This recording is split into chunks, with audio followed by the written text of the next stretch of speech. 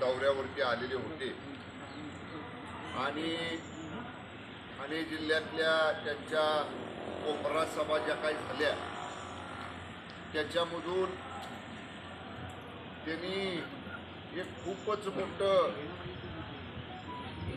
धाडशी अशा पद्धतीचं विधान केलं की माननीय मुख्यमंत्री आणि शिवसेनेचे मुख्य नेते एकनाथजी शिंदे साहेबांच्या बाबतीत की आदित्य ठाकरे म्हणाले की तुम्ही मुख्यमंत्रीपदाचा राजीनामा द्या आणि मी तुमच्या विरोधात ठाण्यातनं निवडणूक लढतो.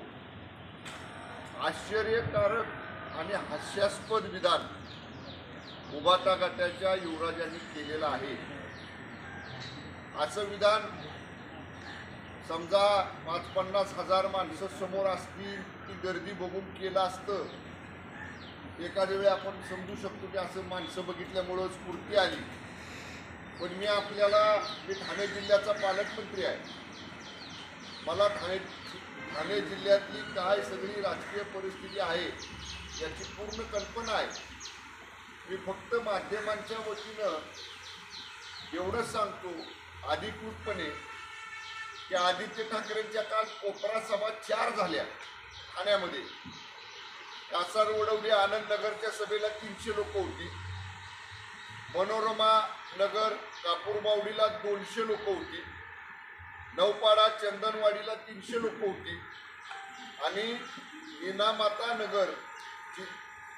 जिजामाता नगर वागळे इस्टेट तिथं साधारणतः 300-350 लोक होती.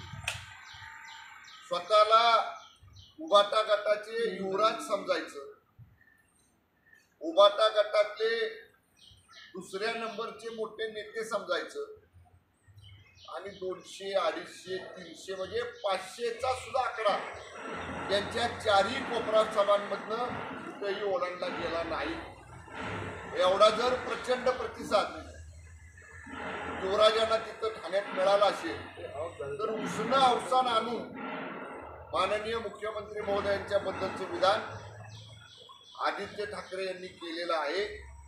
या उलट मी त्यांना माननीय शिंदे साहेबांचा एक छोटा सहकारी म्हणून त्यांना एक प्रश्न विचारतो. याचं पहिलं उत्तर त्यांनी द्यावं की स्वतः पहिल्यांदा 2019ला विधानसभेची निवडणूक वरळी मतदारसंघातनं ते लढले.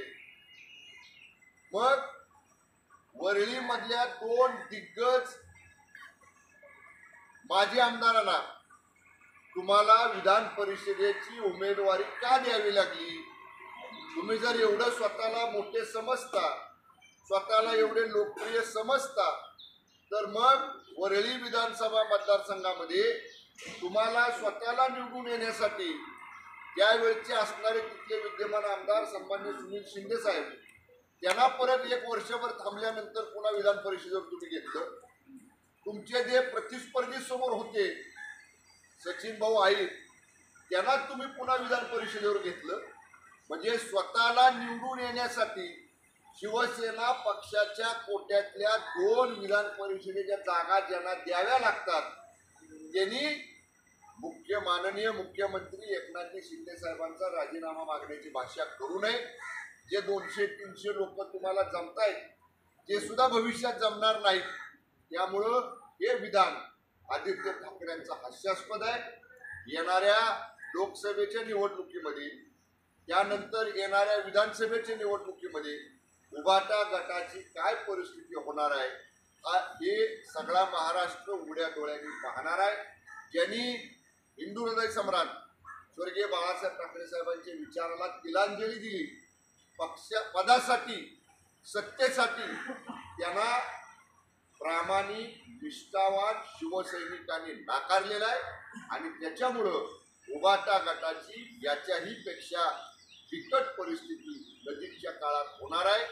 त्यामुळं मी त्यांना एवढंच म्हणेन की आपण अशा पद्धतीचं आमचे मुख्य नेते आणि माननीय मुख्यमंत्री एकनाथजी शिंदे साहेबांच्या बद्दलचं विधान हे आपण मागं घ्यावं. किंबहुना तुम्हाला स्वतःला आमदार होण्यासाठी 2 आमदारच्या पक्षाच्या का द्याव्या लागल्या याचं पहिलं उत्तर द्या आणि मग माननीय मुख्यमंत्री एकनाथ शिंदे साहेबांवर टीका करा. एवढं माझं मत. काय प्रश्न असतील तर विचार. या बाबतीत पहिलं घ्या ना.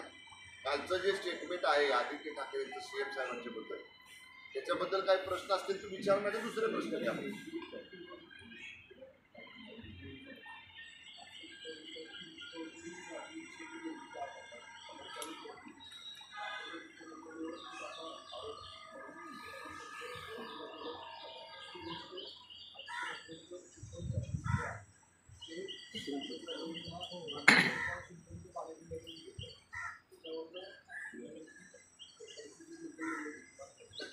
आबा, आता हे तुम्हाला मी आकडेवारी सांगितली, पालकमंत्री म्हणून मी अधिकृत सांगितली तुम्हाला की त्या ठिकाणच्या कुठल्या सभेला किती माणसं होती.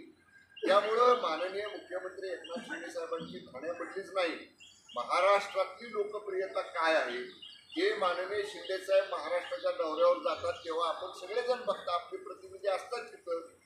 रात्री 10 वाजू, 11 वाजू, 12 वाजू, एखाद्या कार्यक्रमाला गर्दीमुळं उशीर झाला तरी सुद्धा हजारो लाखो लोक त्या ठिकाणी शिंदे साहेबांना भेटण्यासाठी थांबलेले असतात. त्यामुळे शिंदे साहेबांची लोकप्रियता महाराष्ट्रभर आहे. राहता राहिला प्रश्न, आदित्य ठाकरे म्हणतात की शिंदे साहेब काय करतात आमोशा पौर्णिमेला जाऊन. शिंदे साहेब नेहमी सांगतात तुम्ही शेतकरी कुटुंबातला आणि त्यांचं मूळ गाव जे दरे आहे त्या दरे गावातली शेती एकदा आदित्य ठाकरेंना म्हणून तुम्ही येऊन बघा.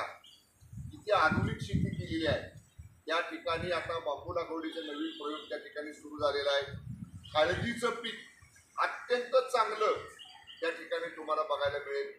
आंब्याची झाडं लावली, चिक्कूची झाडं लावली, त्या ठिकाणी सेंद्रिय खतावर केमिकल विरहित स्ट्रॉबेरीची मोठी शेती माननीय मुख्यमंत्री महोदयांनी केलेली आहे.